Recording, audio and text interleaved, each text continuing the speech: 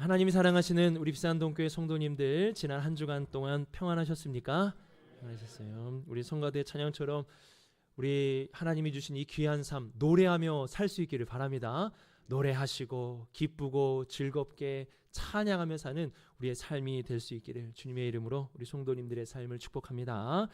제가 요즘에 보는 드라마가 있는데요, 아쉽게도 오늘 마지막 회예요. 그래서 이게 그동안 재밌게 봤는데 32부작인데 오늘 32회를 하게 됩니다. 여러분들 보시는 분들 있으실 텐데, 고려 거란 전쟁, 재밌게 지금 보고 있습니다. 이 드라마는요, 강감찬 장군을 중심으로 해서 귀주에서 거란족을 물리친, 여러분 잘 아시는 귀주 대첩을 모티브로 만든 그런 드라마입니다. 드라마이지만 실제 일어난 역사를 가지고 이렇게 만든 영화 아니겠습니까? 우리가 이러한 역사를 이제 바라볼 때, 이거는 이제 과거에 일어난 일이니까 이제 오늘날과 아무 상관없어 이러면서 역사를 우리가 바라보지 않죠.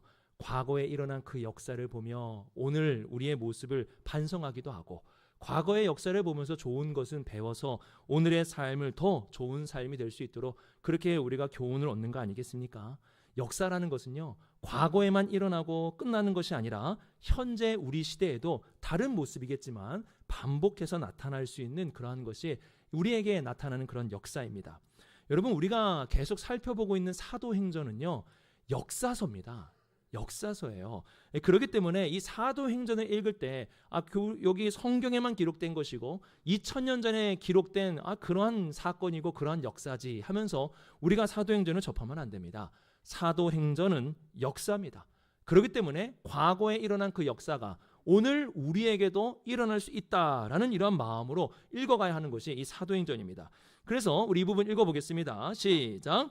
사도행전에서 일어난 역사는 과거에 일어난 일임과 동시에 오늘 우리가 살아가고 있는 지금에도 일어날 수 있는 역사이다. 일어날 수 있다라는 거예요. 그래서 사도행전 첫 번째 시간에 제가 사도행전은 우리의 행전이 되어야 되고 비산동 교회의 행전이 되어야 된다라고 이렇게 말씀을 드렸습니다. 그래서 우리는 말씀을 읽을 때마다 이 사도행전의 말씀은 오늘 우리에게, 우리 비산동 교회에 일어날 수 있는 하나님의 역사다, 이런 믿음을 가지고 우리가 읽어가야 하는 것입니다. 그러한 관점으로 사도행전 2장을 보면은요, 이는 너무나 중요한 말씀입니다.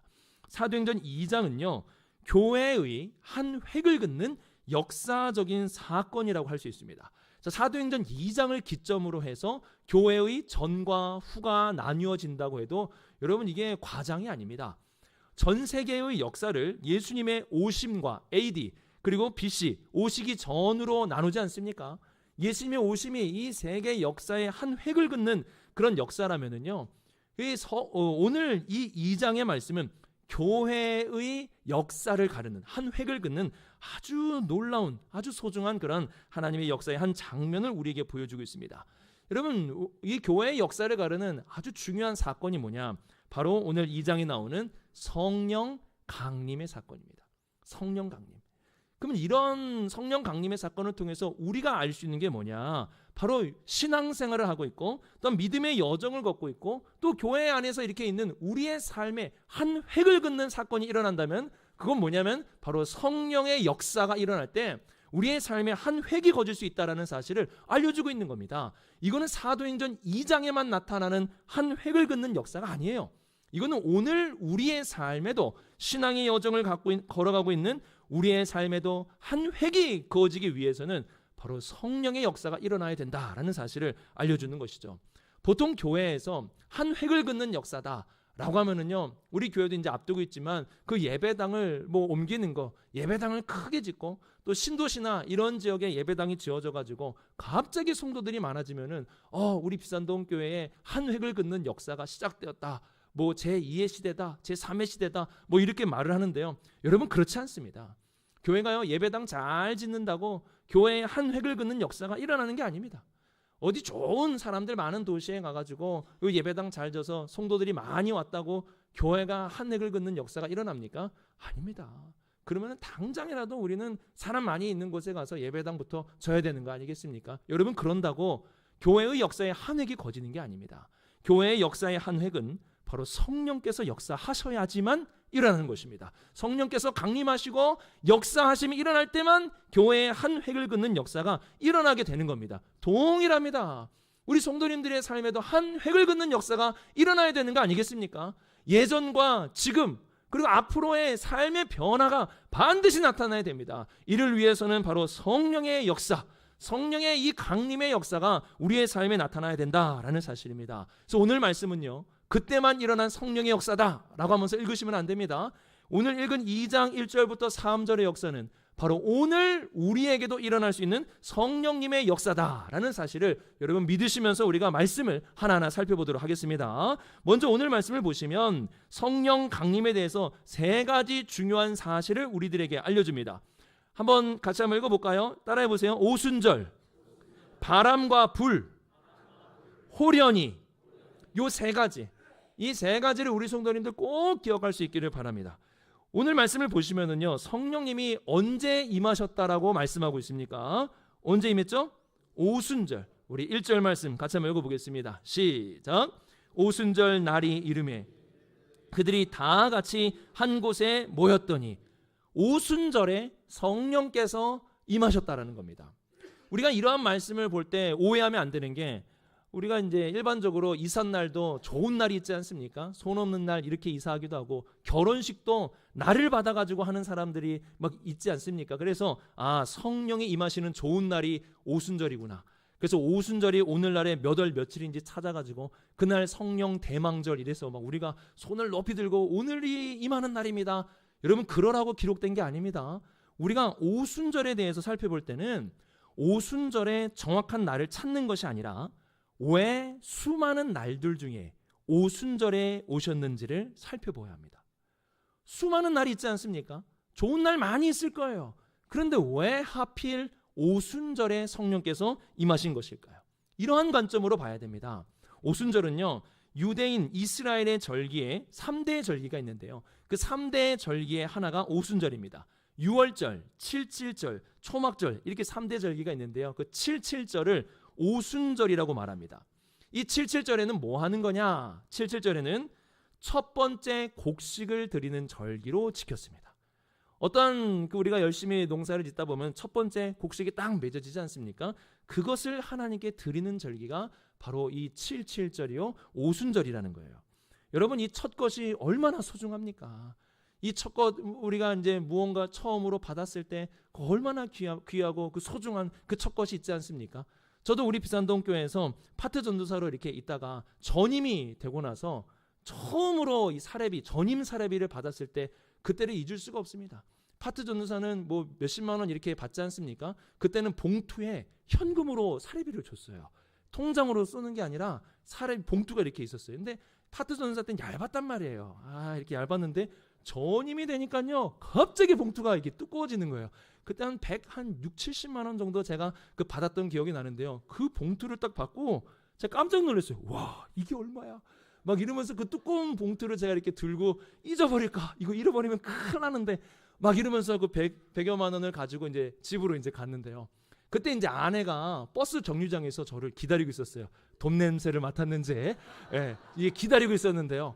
딱 거기서 이렇게 있어서 제가 그 봉투 한 6, 70만 원 되는 그 봉투를 딱 들고 아내를 이게 줬습니다. 이럴 때 참 그 남자들이 좋지 않습니까? 근데 지금 생각해 보면 참 그 얼마 되지도 않는 것 같고 생색은 엄청 냈던 것 같아요.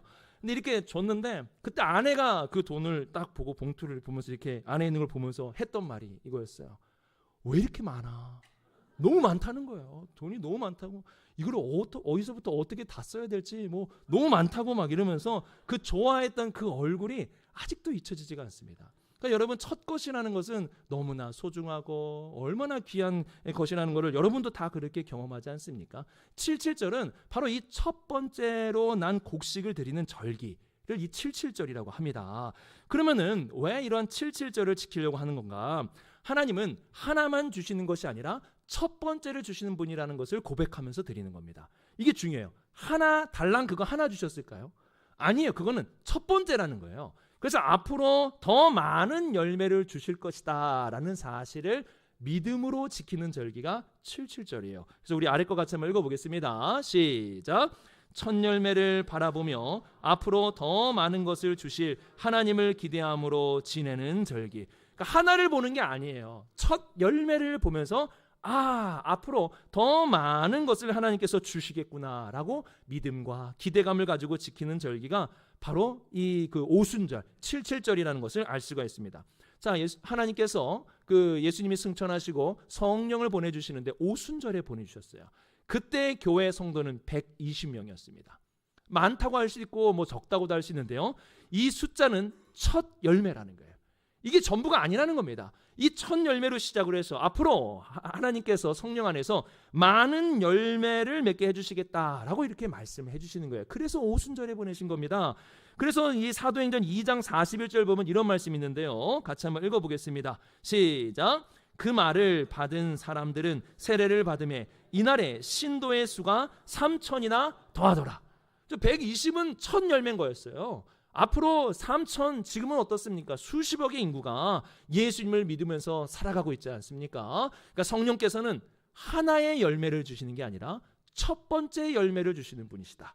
첫 번째 열매가 맺어졌으면 그 첫 열매를 통해서 앞으로 많은 것을 주시리라 라는 약속을 이 오순절을 통해서 우리에게 알려주신 것입니다. 그래서 우리 성도님들 이 부분 중요한데 같이 한번 읽어보겠습니다. 시작.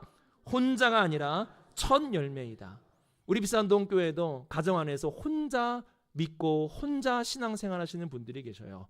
참 많이 힘들죠. 함께 가족이 믿음의 그 가족을 이루고 자녀들도 믿고 남편도 뭐 아내도 다 같이 믿으면서 살면 얼마나 좋습니까? 그런데 이제 혼자서 분투하면서 힘겹게 믿음을 지키는 성도님들이 여기저기 계십니다. 근데 꼭 기억하셔야 돼요. 혼자가 아닙니다. 여러분 한 사람이 아니에요. 성령을 통해서 나타난 열매라면 여러분은 첫 열매입니다. 그걸 아셔야 돼요. 그 첫 열매를 통해서 앞으로 그 가정에 앞으로 하나님께서 더 많은 열매들을 맺게 해주시기 위해서 여러분을 통해서 첫 열매가 되게 하셨다라는 사실을 잊지 마시기 바랍니다. 그래서 혼자가 아니다.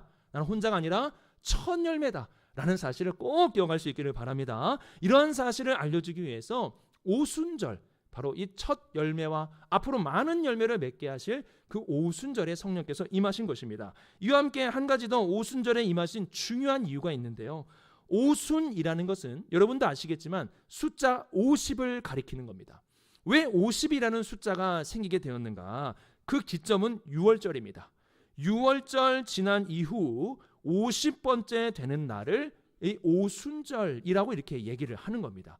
6월절은 여러분 다 아시죠? 애굽의 종되었던 이스라엘 백성이 바로 이 애굽에서 탈출한 사건, 출애굽하게 된 그 날이 바로 이 6월절, 장자의 죽음으로 말미암아 그 이스라엘 백성들이 출애굽하게 된 날이 이 6월절이에요. 6월절이 있고 나서 50일이 지난 날에 놀라운 일이 이스라엘 역사 안에 이루어지게 됩니다. 어떠한 일이 일어나게 되었느냐? 바로 시내산에 모세가 올라가게 되었는데 거기서 하나님의 말씀을 모세가 받고 내려오게 된 겁니다. 이 사건이, 시내산 사건이 6월절 이후 50일에 나타난 거예요. 그래서 이 시내산 사건을 통해서 이스라엘 백성들은 하나님의 말씀을 받은 자로 이제 살아가게 된 겁니다. 이전에는 말씀이 없는 자로, 이전에는 자기 법대로 살았다면 시내산 사건, 바로 이 오순절 이후에는 하나님의 법대로, 하나님의 말씀대로 사는 사람들이 되어야 한다라는 사실을 알려주신 것이죠. 우리 이 부분 같이 한번 읽어보겠습니다. 시작. 오순절을 기점으로 하여 이스라엘 백성들은 자신들의 법대로 자기 마음대로 살아가는 것이 아니라 하나님이 주시는 법대로 살아가는 새로운 백성이 되었고 이제 변화된 삶을 살아가게 되었다. 이전과 다른 삶을 살아야 되는 거예요. 오순절을 기점으로 해서 이스라엘 백성들은 하나님의 말씀과 법이 있는 변화된 삶을 살아가기 시작하게 되는 것입니다. 여러분, 이러한 관점으로 예수 그리스도와 성령의 관계를 한번 보시라 이거예요. 모세보다 크신 예수 그리스도, 그분은 시내산보다 더 높은 하늘로 올라가셨습니다. 그리고 끝났습니까? 모세에게는 율법을 수여해 줬지만 우리는 마음의 법을 새기시는 바로 성령님이 이 땅에 강림하시게 되었다라는 것을 알려주는 겁니다. 그래서 교회는요, 이 오순절을 기점으로 하여서 놀라운 변화의 삶을 살아가기 시작하는 거예요. 성령 강림은 이러한 변화된 삶이 일어나게 된다는 것을 우리에게 알려주는 겁니다. 우리 이 부분도 같이 한번 읽어보겠습니다. 시작. 오순절 성령 강림을 기점으로 하여 교회는 자기의 뜻대로 사는 것이 아니라 성령의 법대로 성령께서 이끄시는 대로 살아가는 새로운 삶, 변화된 삶이 일어나게 되었다. 그러니까 성령 강림으로부터 시작해서 교회는 놀라운 변화된 삶의 역사가 일어나게 된 겁니다. 사도행전이 이거를 알려주고 있는 거예요. 사도행전은요, 변화의 중심에 성령의 역사가 있다라는 것을 우리에게 알려줍니다. 그러니까 성령이 임하시면, 성령의 역사 가운데 있으면은 사람은 변화된다라는 겁니다. 바뀐다라는 거예요. 근데 우리가 잘 아는 사실 중에 하나가 사람은 잘 변하지 않는다는 거예요. 3살 버릇 언제까지 갑니까? 80. 근데 지금은 장수를 하기 때문에 92 가고요. 100살도 갑니다. 이 3살 버릇이 안 바뀌어요. 사람은 정말 잘 바뀌지 않습니다. 근데 이러한 마음으로 이 교회를 딱 보니까 이런 말도 하는 거예요. 성도도 잘 변하지 않더라. 교회에서 10년을 신앙생활해도 20년을 신앙생활해도 똑같다는 거예요. 여러분, 왜 똑같습니까? 똑같으면 안 돼요, 여러분. 성령의 역사를 통해서 교회는 반드시 이 변화가 나타나게 되는 거거든요. 또 왜 우리의 삶에는 이 작년 신앙이나 올해 신앙이나 뭐 변한 게 없습니까? 이유는 이러합니다. 우리 같이 한번 읽어보겠습니다. 시작. 변화의 능력은 통해 주어지는 능력으로 이루어지는 것이다. 내 안에서 변화되는 게 아닙니다, 여러분. 내 안에 변화의 능력이 있는 게 아니에요. 그 해보신 분들 다 실패하셨죠? 되는 것 같은데 변화됩니까? 잘 안 되잖아요. 변화는요, 외부에서 능력이 주어지면 그 능력으로 변화되는 겁니다. 우리에게서 나오는 게 아니에요. 오늘 말씀 2절도 보면은 하늘로부터 성령께서 오셨다 그랬어요. 외부에서 우리에게 능력이 주어지면 그 능력으로 변화된 삶을 살아가는 것입니다. 그래서 우리 주님께서도 사도행전 1장 8절에 성령님이 임하시면 너희가 뭘 받는다 그래요? 권능 받는다고 분명히 말씀하셨잖아요. 성령이 임하시면 변화된 삶을 살아갈 수 있는 권능을 받게 되는 것입니다. 그러니까 성령을 구하셔야 돼요. 성령님을 통해서, 그 능력을 통해서 우리가 변화된 삶을 살아갈 수 있는 것입니다. 그래서 바울이 이런 말씀했는데요. 같이 한번 읽어보겠습니다. 시작. 술 취하지 말라. 이는 방탕한 것이니 오직 성령으로 충만함을 받으라. 이 세상에 술 취해서 살아가는 삶은 변화가 없습니다. 늘 똑같아요. 똑같으면 다행이게요. 더 안 좋아집니다. 나날이 사람이 얼마나 강팍해지는지 몰라요. 그런데 성령으로 충만함을 받으면, 성령에 취하여 살아가게 되면 어떻게 됩니까? 성령의 열매들이 우리의 삶에 맺어지기 시작하는데 그 변화된 삶이 나타나게 된다는 겁니다. 그래서 성령을 통해서, 그 능력을 통해서 우리는 변화된 삶을 살아갈 수 있다라는 것을 알려주는 게 이 사도행전의 말씀이에요. 더 놀라운 건 뭔지 아십니까? 우리만 변화되지 않아요. 오직 성령이 너에게 임하시면 너희가 권능을 받고, 어디부터 시작됩니까? 예루살렘, 온 유대, 사마리아, 그리고 어디까지? 땅끝까지. 그 변화의 역사가 물꼬를 튼다고 생각하시면 돼요. 나로부터 물꼬가 트이기 시작하면은 그 변화 역사가 땅끝까지 이르러 놀라운 변화가 일어날 수 있다라고 말하는 게 사도행전이에요. 이건 사도행전에만 기록된 것이 아니라 우리의 삶에도 성령의 역사를 통해 나타날 수 있다라는 사실을 알려주는 것입니다. 자, 우리 이 부분 같이 한번 읽어보겠습니다. 시작. 교회의 변화를 보여주고 교회의 변화가 온 유대와 사마리아와 땅끝까지 이르러 이 세상을 변화시키게 될 것을 말씀한다. 이것을 알려주기 위해서 오순절에 임하신 것입니다. 그래서 오순절을 통해서 우리는 2가지 기억하셔야 됩니다. 첫 열매, 하나가 아닙니다. 첫 열매에서 많은 열매를 맺게 하시는 성령의 능력, 그리고 우리를 변화시키시는, 이전과 이후로 바꾸어 주시는 놀라운 변화된 능력을 주시는 분이 바로 성령님이다라는 것을 알려주기 위해서 이 오순절에 임하셨다라는 것을 말씀하고 있습니다. 그 다음에 우리 2번째로는 오늘 말씀 2절과 3절을 보시면 바람과 불의 모양으로 성령께서 임하셨다는 것을 보여주고 있습니다. 우리 같이 한번 읽어보겠습니다. 시작. 호련히 하늘로부터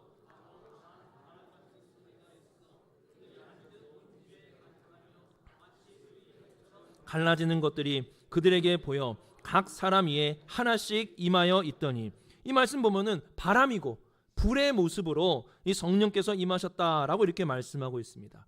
그래서 이 말씀을 가지고 이제 오해를 하는 것 중에 하나가 뭐냐면 성령이 임하시면 바람이 분다는 거예요. 이건 제 입에서 내는 거예요. 만약 여기서 이제 바람이 갑자기 불어요. 문을 다 닫았어요. 근데 여기서 바람이 확 하고 부는 거예요. 우리 집사님 머리가 갑자기 날리기 시작해요. 오! 성령님이 임하셨나? 그리고 마음이 갑자기 뜨거워지기 시작합니다. 이 뜨거움은 성령님이 임하신 거야. 그래서 기도원 같은 데 가면은 뜨거워! 막 이러면서 막 굴러다니시는 분들 간혹 가다가 이제 계시거든요. 그러니까 이러한 신비한 체험, 바람이 불고 내 마음이 막 뜨거워지고 불과 같은 일이 일어나는 것만 이 성령의 역사냐, 이렇게 생각하게 되는 거예요. 근데 그렇지 않습니다, 여러분. 성령이 강림하시면 뭐 바람도 불고 뭐 불이 붙는 듯한 이런 신비한 체험이 있어야지만 성령의 역사냐? 아니에요. 여러분, 예수님께서 세례 요한에게 그 세례를 받을 때 성령이 임하시죠. 그때 성령께서 어떠한 모습으로 임하셨습니까? 비둘기, 다 아시죠? 바람이었어요? 불이었어요? 아닙니다. 그때는 비둘기였어요. 평화의 상징, 평화를 주시는 이 비둘기의 모습으로 임하셨다라는 말입니다. 그러니까 이러한 특별한 체험, 아주 뜨거운 체험, 아주 신비한 체험이 있어야지만 이 성령의 역사다라고 말해서는 안 된다라는 거예요. 그러면은 여기서 말하는 이 바람과 불이 갖고 있는 의미가 뭐냐? 제가 찾아보니까 상징적인 뜻이 너무나 많아요. 너무나 많은데, 바람과 같은 경우에는 창조의 바람이다. 봄바람 휘날리면은 어떻게 뭐 이렇게 창조가 막 일어나지 않습니까? 생명의 바람이다. 또 이렇게 뭐 강하고 변화의 바람이다. 이런 것도 있고요. 불이라는 거는 죄를 태우는 소멸, 다 태우니까 소멸의 불이다. 또 갑자기 막 열정이 생겨가지고 열정을 일으키는 불이다라는 걸 알려준다. 뭐 이래서 뭐 바람이다, 불이다, 이런 저런 해석이 있는데요. 결국에 여러분, 이 바람과 불이 상징하는 바는 한 곳에서 만나게 되어 있습니다. 그러니까 어떻게 해석을 하든 간에 결국에는 한 곳에서 이 두 가지가 만나게 되는데, 바람과 불이 의미하는 바는 사실은 이 한 가지에서 나오는 것입니다. 그게 뭐냐면, 한번 따라해 보시겠어요? 임재를 말하는 거예요. 바람과 불은 임재, 하나님의 임재, 그리스도의 임재를 상징하는 것으로 나타나게 됩니다. 오늘 이 2절 3절 말씀 보시면은 바람이 어디서부터 나왔다라고 말씀하고 있습니까? 하늘로부터 나왔다라고 분명히 말씀하고 있어요. 하나님에게서부터 그 바람이 임하였다라는 사실을 알려주고 있고요. 구약의 엘리야가 하나님을 만났을 때도 바람이 확 하고 불어옵니다. 그리고 또 에스겔 골짜기에 메마른 뼈들이 살아날 때도 바람이 불어온다 이겁니다. 그러니까 하나님의 임재를 가리키는 것이 바로 이러한 바람이에요. 하나님이 임하실 때는 바람과 함께 임하신다. 뭐 이런 의미라고 보시면 되고요. 또 하나는 불은, 여러분, 모세가 하나님을 만났을 때, 하나님의 임재를 경험했을 때 호렙산에서 떨기나무를 보게 되었는데요. 그 떨기나무에 뭐가 붙어 있었습니까? 여러분 다 아시죠? 불 붙어 있었어요. 이런 불이라는 것 또한 하나님의 임재하신다, 하나님이 이곳에 계신다라는 것을 상징하는 아주 중요한 의미입니다. 그렇기 때문에 바람과 불에 대한 여러 가지 뜻이 있지만 결국에는 임재를 말하려고 하는 거예요. 임재. 자, 그러면 이 하나님의 임재가 뭘 말하는 겁니까? 바로 하나님이 우리와 함께 하신다. 이거를 깨닫게 하시는 거예요. 이게 우리의 신앙생활에 정말 중요합니다. 멀리 하나님이 계시는 것이 아니라 하나님이 지금 우리와 함께 하신다는 거예요. 이 땅의 삶에 두려움이 찾아올 때 그 두려움 어떻게 극복할 수 있을까요? 어떤 사람은 돈이 많으면 뭐 두려움 없어지지 않겠느냐라고 하겠지만 그렇지 않아요. 여러분 주변에 돈 많은 사람, 두려움 없이 사는지 한번 물어보세요.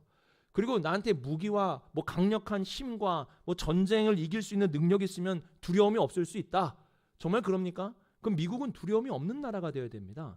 누가 감히 미국한테 공격을 하겠습니까? 그런데 그 안에도 뭐가 있어요? 두려움이 있다는 거예요. 두려움은 그렇게 해결할 수 있는 게 아닙니다. 두려움은 어떻게 해결할 수 있습니까? 시편 23편 4절에 이렇게 말씀합니다. 같이 한번 읽어보겠습니다. 시작. 내가 해를 두려워하지 않을 것은 주께서 나와 함께 하심이라. 주의 지팡이와 막대기가 나를 안위하시나이다. 사망의 음침한 골짜기 다녀도 내가 두려워하지 않을 수 있는 이유가 뭡니까? 주님이 나와 함께 하시기 때문에. 임재입니다. 임재. 하나님의 임재를 경험할 때 두려움이 사라지는 거예요. 하나님의 임재를 경험하지 않고 살아가면 그 무엇이 우리에게 있어도 두려움은 떠나가지 않습니다. 이 두려움을 극복하기 위해서는 하나님의 임재가 필요하고 바로 성령의 강림이, 성령의 역사가 이러한 강력한 하나님의 임재를 우리에게 깨닫게 해주신다는 거예요. 제가 학교 다닐 때 몇 번 여러분들에게 말씀드린 것 같은데 한 교수님이 이런 말씀을 하시더라고요. 우리의 인생은 종이와 같다라고 말하는 거예요. 정말 그렇지 않습니까? 연약하지 않습니까? 조금만 힘주면 찢어지고, 여기에서 힘주면 찢어지고, 저기 찢어지고, 그냥 난도질 당하면서 살아가는 이런 종이와 같은 것이 우리의 인생이라는 거예요. 근데 그때 그 교수님이 이러한 종이도 누구도 찢을 수 없는 강력한 힘을 가질 수 있다. 어떻게 하면 되는지 아느냐? 붙어 있으면 된다. 붙어 있으면 된다. 여기 강대상에 종이 붙어 있으면 누가 이 종이를 찢을 수 있겠습니까?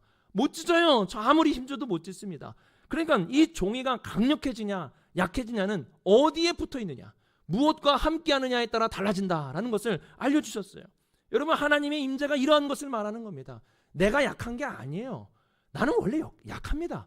우리 인생은 원래 연약한 그런 인생 아니겠습니까? 그런데 어디에 붙어 있느냐에 따라서 달라진다는 거예요. 바로 이러한 하나님의 임재, 하나님이 우리와 함께 하신다라는 것을 깨닫게 해주시는 역사가 바로 이 성령의 역사다라는 것을 알려주고 있는 겁니다. 이와 함께요, 제가 이 성령과 관련된 이 부분 같이 한번 읽어보겠습니다. 시작. 누구도 흔들 수 없고 무너뜨릴 수 없는 강한 사람, 하나님과 함께하는 사람, 이런 사람은 절대로 무너지지 않는다. 다시 일어날 수 있다라는 사실을 알려주고 있고요. 제가 이 성령과 관련된 설교를 준비할 때 항상 참고하는 책이 제임스 패커라는 분이 쓴 성령을 아는 지식이라는 책입니다. 이 책에 이러한 말을 기록하고 있는데요. 성령의 특별하고도 변함없는 사역은 그리스도의 임재를 신자들에게 전하는 일이다. 그러니까 성령께서는 그리스도의 임재를 우리에게 알려주신다는 거예요. 예수님이 가까운 거예요. 그분의 가르침이 들리고 그분의 마음이 느껴지고 그분이 마치 친구처럼 굉장히 가까운 임재를 해주시는 분이 이 성령의 사역이라는 것을 알 수가 있습니다.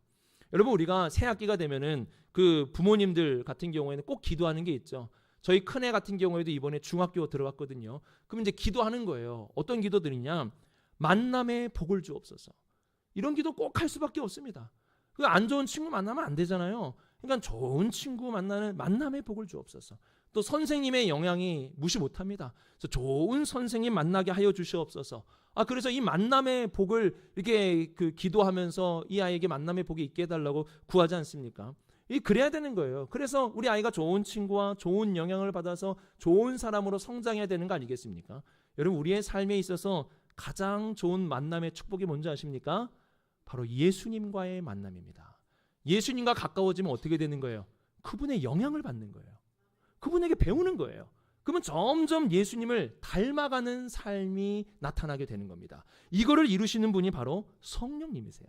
성령님은 그리스도의 임재를 우리에게 주셔서 그리스도와 함께하고 그리스도를 배우고 그리스도를 닮아갈 수 있도록 우리를 인도해 주신다라는 사실입니다. 자, 이 부분 같이 한번 읽어보겠습니다. 시작. 그리스도의 임재하심을 통해 그리스도를 닮아가는 사람이 되어간다. 이러한 역사를 성령께서 이루어 주신다는 거예요. 얼마나 좋습니까? 오순절이라는 의미는 하나가 아니라 첫 번째다. 앞으로 너를 통해 많은 열매를 맺게 해주실 것이다. 그리고 변화시켜 주겠다. 이 변하지 않는 나와 같은 사람도 성령의 강력한 능력으로 변화된 삶을 일으켜 주겠다. 그리고 바람과 불이에요. 하나님이 나와 함께 하심을 깨닫게 해주시고 얼마나 감사합니까? 그리스도의 임재를 통해 그리스도를 배우고 닮아갈 수 있도록 이 성령께서 역사해 주신다는 거예요. 이게 바로 오늘날에도 동일하게 일어나는 그 성령의 역사다, 성령의 강림이다라는 것을 오늘 말씀이 우리에게 알려주고 있는 겁니다. 이와 함께 마지막으로 이 한 가지를 더 우리가 기억해야 돼요. 성령은 어떻게 임하시느냐? 호련히 임하신다는 거예요. 호련히. 우리 2장 2절 말씀 다시 한번 읽어보겠습니다. 시작. 호련히.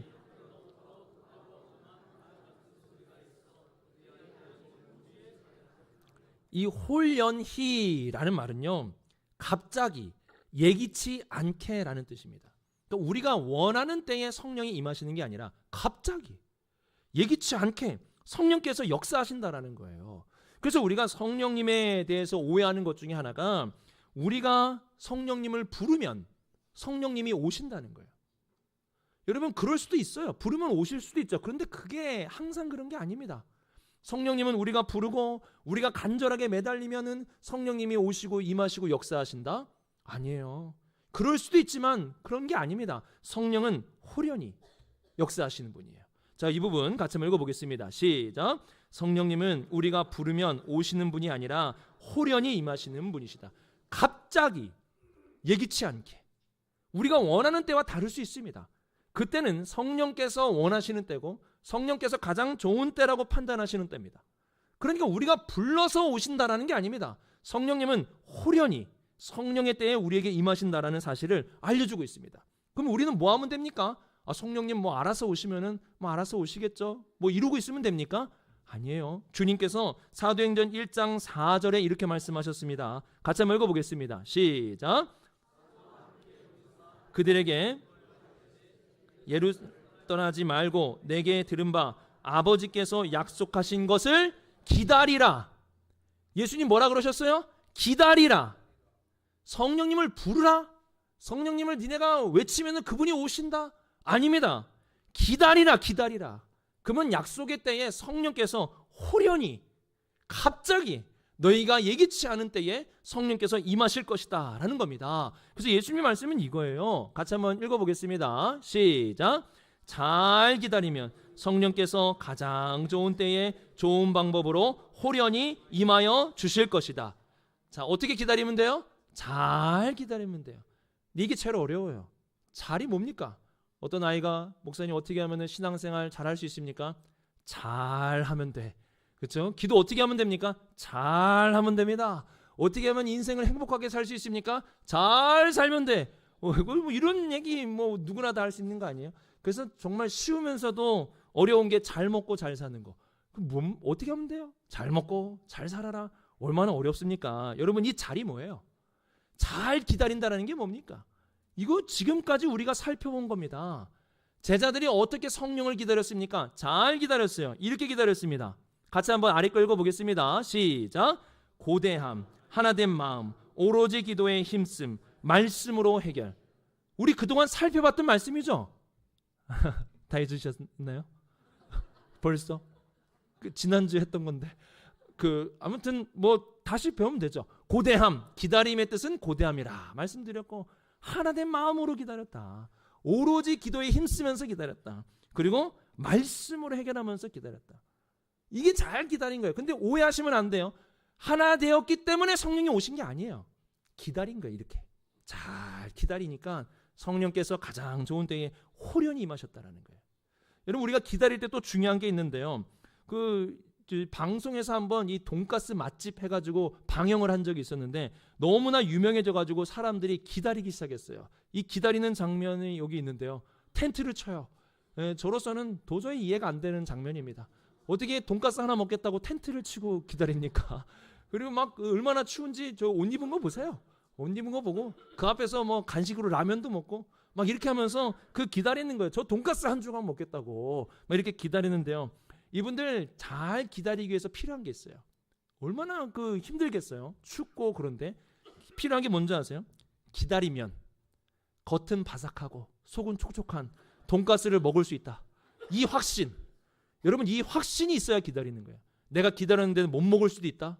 야, 그거 흔들리지 않겠습니까? 기다리다가 좀 지쳐서 집에 갈 거예요. 근데 여기까지는 반드시 먹을 수 있다라는 확신이 생기면 기다릴 수 있는 거예요. 여러분 성령에 대해서도 이렇게 기다리셔야 돼요. 예수님이 약속하셨죠. 뭐라 하셨습니까? 기다리라. 그분이 임하실 것이다 라고 분명하게 말씀하셨어요. 그래서 우리는 기다리면 성령께서 호련히 임하실 것이다 라는 확신이 우리 안에 있어야 돼요. 이 확신을 가지고 성령을 잘 기다리는 것입니다. 자, 이 부분 같이 한번 읽어보겠습니다. 시작. 주님의 말씀대로 임하여 주실 것을 확신하며 하나된 마음으로 기대하고 기도하며 말씀 가운데 잘 기다리면 성령께서 호련히 임하여 주실 것이다. 여러분 확신하면서 기다리셔야 돼요. 기다린다고 안 오시는 게 아니라 기다리면 호련히 역사하신다.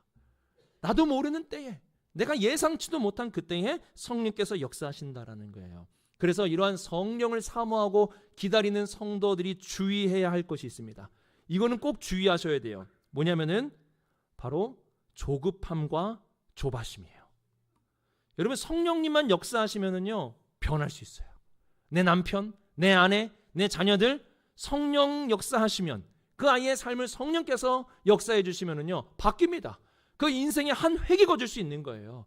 여러분 우리 비산동교회도 한번 보세요. 성령께서 한번 바람 한번 후악 한번 불어주시면 난리가 날 겁니다. 그러니까 그런 조바심이 저한테 있는 거예요. 교회 안에 문제가 일어나도요 성령 역사 한번 하시면 성령의 불이 비둘기와 같이 뭐 바람과 같이 다 막 우리 비산동교회 한번 임한다고 생각해 보세요. 그 문제가 어디 있겠습니까?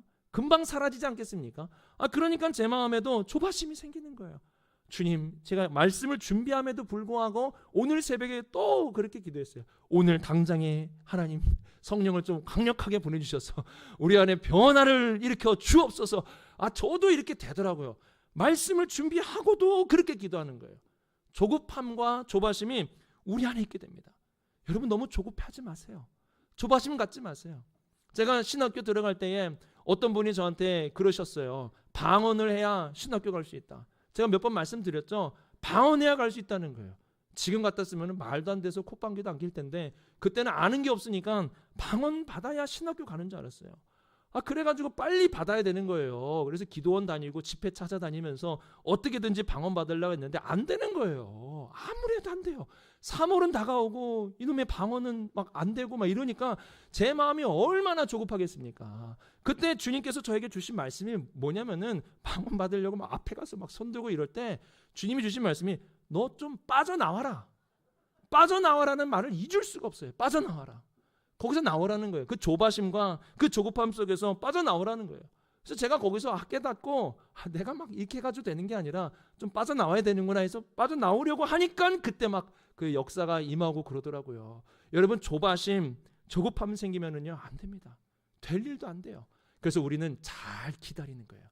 내가 잘 기다리면 성령께서 호련히 성령의 때에 우리에게 강력하게 역사해 주시겠지. 이 믿음을 가지고 기다릴 수 있어야 됩니다. 그래서 예레미야애가 3장 25절에 이러한 말씀이 기록되어 있습니다. 같이 한번 읽어보겠습니다. 시작. 기다리는 자들에게나 구하는 영혼에게 여호와는 선하시도다. 자, 구하는 영혼에게 선하시도다. 복을 주신다는 뜻이에요. 구하는 자에게 복 주시죠. 근데 그것만 있습니까? 아니잖아요. 기다리는 자들에게도 하나님은 복을 주신다는 거예요. 그러니까 성령을 구하는 삶 우리가 있어야죠. 간절함으로 구하는 거예요. 그러나 그 밑에는 잘 기다리겠다. 호련히 성령께서 역사하시면 놀라운 변화가 일어날 수 있어. 할 수 있어. 될 수 있어. 이루어질 수 있어라는 그 믿음과 확신을 가지고 우리가 성령을 기다릴 수 있어야 하는 것입니다. 그래서 이 호련이라는 것은 우리의 때에 우리가 성령을 끌어와가지고 그렇게 성령께서 역사하신 것이 아니라 우리는 잘 기다리고 믿음으로 기다리고 그러면 성령께서 성령의 때에 역사하여 주셔서 놀라운 변화의 일을 일으켜 주신다라는 사실을 알려주는 성령의 시간을 알려주는 것입니다. 자, 그래서 호련히 우리 옆에 거 같이 한번 읽어보겠습니다. 시작. 조급함이 아닌 잘 준비하여 기다리. 조급해하지 마세요. 나에게는 왜 이러한 변화가 잘 나타나지 않을까? 여러분 너무 조급해하지 마세요. 성령을 사모하시고 말씀 가운데 기도함으로 하나됨을 위하여서 힘쓰면서 성령을 기다리십시오. 그러면 성령께서 놀라운 역사로 우리 안에 불을 일으켜 주실 것입니다. 자, 이 부분 같이 한번 읽어보겠습니다. 시작. 오순절에 호련히 임하신 성령님께서 우리의 오순절에 바람과 불로 호련히 역사하여 주실 것이다. 여러분 이 믿음을 가지고 우리가 오늘 말씀을 봐야 됩니다. 오순절에 그때에 임하신 성령, 불과 바람으로 호련히 임하신 성령님은 오늘도 여러분의 때에 여러분의 오순절에 바람과 불로 그리고 호련히 역사하여 주실 것입니다. 우린 이러한 성령님의 역사를 사모하고 기다리고 그 역사가 일어날 일을 더욱더 갈망하면서 성령을 통하여 일어날 일을 기대하며 살아가는 것이 바로 우리의 삶이 되어야 한다라는 사실을 알려줍니다. 그래서 우리 성도님들 우리 기다립시다. 지금 우리에게 성령님이 함께 하고 있지 않다는 게 아니에요. 함께 하시는데 성령의 놀라운 역사가 나타날 것을 기대하자 이겁니다. 우리 삶에 여러분의 삶에 여러분의 가정에 그리고 우리 입산동교회에 이런 놀라운 성령의 역사가 일어나게 된다면 우리의 삶에 한 획을 긋는 놀라운 일이 일어나지 않겠습니까? 이러한 성령의 역사를 사모하고 기다림으로 날마다 포기하지 마시고 성령을 사모함으로 끝까지 기다릴 수 있는 바람과 불로 호련히 임하시는 성령님을 기다릴 수 있는 우리 모든 성도님들 되시길 주님의 이름으로 축복합니다. 오늘 말씀을 기억하면서 우리 이 찬양을 함께 올려드렸으면 좋겠습니다. 이 찬양 아시나요? 요즘에 나온 찬양이긴 한데 특송으로 많이 했던 것 같아서 지난주 성가대도 이 찬양이었던 것 같은데 원하고 바라고 기도합니다라는 거예요. 이 찬양 보시면 이래요. 이 세상을 살아가는 동안에 나의 힘을 의지할 수 없으니 정말 그렇지 않습니까? 인생을 살면서 내 힘으로 되는 게 없다는 것을 깨닫게 되는 게 그 인생 아니에요? 이런 인생 속에서 우리가 할 수 있는 게 기도하는 거죠. 뭐 구하는 거죠. 근데 여러분 중요한 게 이거예요. 기도하고 낙심하지 말 것은, 낙심하시면 안 돼요. 호련히 하나님의 시간에 성령의 역사가 일어날 수 있다는 거예요. 여러분 이게 있어야죠. 그래서 기도하시고 여러분 낙심하지 마세요. 조급해하지 마시고 조바심 갖지 마시고 성령께서 역사하신다라는 믿음으로 우리가 나아갈 수 있어야 됩니다. 그럼 어떻게 됩니까? 하나님의 꿈이 나의 비전이 되고 하나님의 임재를 말하는 거죠. 하나님의 임재가 일어난다는 거예요. 또한 예수님의 성품이 나의 인격이 되고 예수님의 임재를 말하는 거죠. 내가 예수님 닮은 사람으로 살아갈 수 있게 되는 거예요. 그 다음에 성령님의 놀라운 권능이 나의 능력이 되는 거예요. 변화될 수 있다 이겁니다. 이러한 일이 나타나기를 원하고 바라고 기도합니다. 이런 고백입니다. 오늘 말씀을 우리가 기억하면서 우리 간절한 마음으로 이 찬양 하나님께 올려드리겠습니다. 이 세상을 살아가는 동안에, 이 세상을 살아가는 동안 나의 힘을 의지할 수 없으니, 나의 힘을 의지할 수 없으니 기도하고 낙심하지 말 것은, 기도하고 낙심하지 말 것은 주께서 참 소망이 되시. 다시 한번 고백합시다. 이 세상을 살아가는 동안에, 이 세상을 살아가는 동안에 나의 힘을 의지할 수 없으니, 나의 힘을 의지할 수 없으니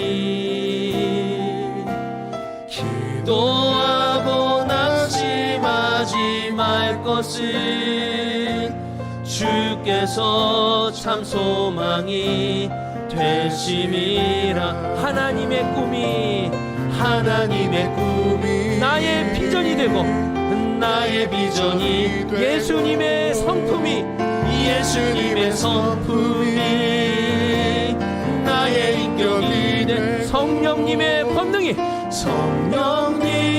권능이 나의 능력이 되길 원하고 바라고 기도. 하나님의 꿈이 나의 비전이 되고, 나의 비전이 되고, 예수님의 성품이 나의 인격이 되고, 나의 인격이 되고, 성령님의 권능이 나의 능력이 되길 원하고 바라고 기도합니다. 우리 시간 기도합시다. 호련히 하나님의 시간을 여러분 믿으십시오. 여러분 포기하지 마세요. 기도하고 낙심하지 마세요.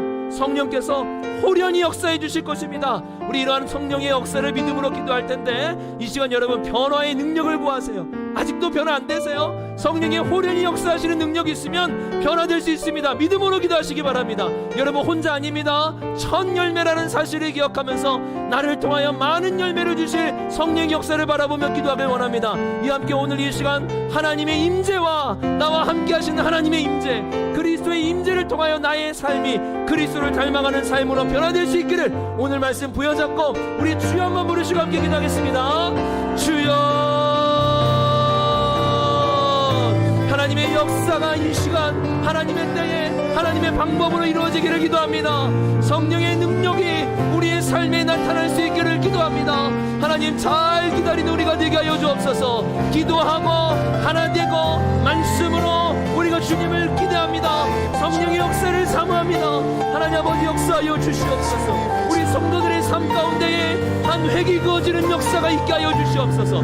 우리 입산동교회의 역사에 성령을 통하여 한 획이 그어지는 역사가 이루어지게 하여 주시옵소서. 오늘도 바라봅니다. 오늘도 사모합니다. 성령님 역사하여 주시고 우리의 마음 가운데에 그리스도의 임재와 하나님의 임재와 놀라운 변화의 역사가 이루어지게 하여 주시옵소서. 우리 성도들 혼자가 아니라 첫 번째 열매임을 잊지 않게 하여 주셔서 성령께서 주시는 호련히 시간 속에서 놀라운 변화들이 일어날 수 있도록 하나님 아버지께서 역사하여 주시옵소서. 주님의 능력 가운데에 오늘도 기다립니다. 오늘도 사모합니다. 하나님 아버지 말씀하여 주시고 역사하여 주시옵소서. 하나님 감사합니다.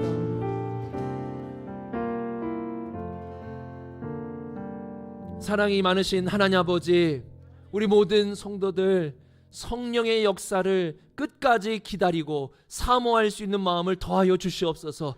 그래서 호련히 하나님의 시간에 놀라운 역사를 통하여 우리의 삶에 변화가 일어나고 하나의 열매가 아닌 첫 열매가 되어 많은 열매를 맺는 우리 복된 삶이 되게 하여 주시옵소서.